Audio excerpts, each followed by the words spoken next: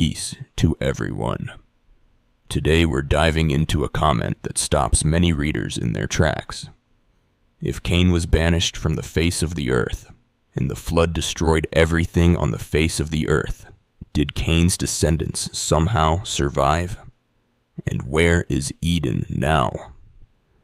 Let's peel back the layers of the Hebrew text. The viewer asks a brilliant question about the face of the earth.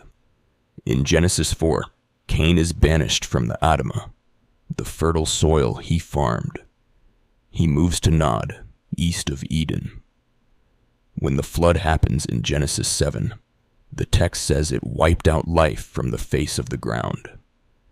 Logically, if Cain was already outside the ground of Eden's proximity, did he escape? Most theologians argue that the earth in the flood context refers to the entire inhabited world. However, some gap theorists suggest the flood was regional, or that Cain's lineage represents a spiritual otherness that persists in human nature rather than physical DNA. If the viewer is looking for the missing descendants, we have to look at Genesis 6. The Bible mentions the Nephilim were there after the flood. This has led to the Cainite survival theory. This theory suggests that through the wives of Noah's sons, the lineage, or at least the spirit of Cain's rebellion, carried over into the post-flood world. We see this in the sudden appearance of cities like Babylon, which mirror Cain's first city. Cain says, "From your face I shall be hidden." This is the first mention of spiritual exile. In the ancient world, the face of the Lord was localized to the temple or the garden. To be banished wasn't just moving to a different zip code.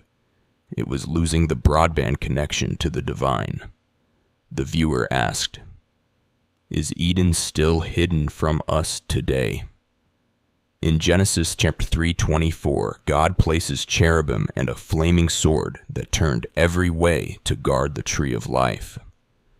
Interestingly, the Hebrew word for turned every way implies a sword that is self-turning or ever-changing.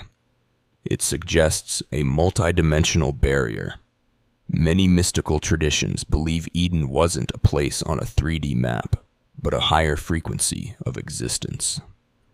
We don't see it because we no longer have the eyes to see it.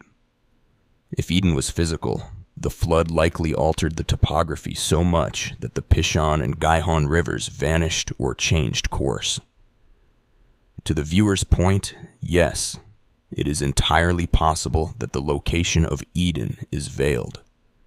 In Jewish mysticism, there is the Gan Eden, the earthly garden, and the Shammai, the heavenly garden. The earthly one may have been dissolved by the flood while the entrance remains spiritually guarded. So, are the descendants of Cain still here?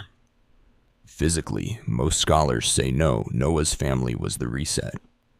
But narratively, Cain represents the way of man versus the way of God.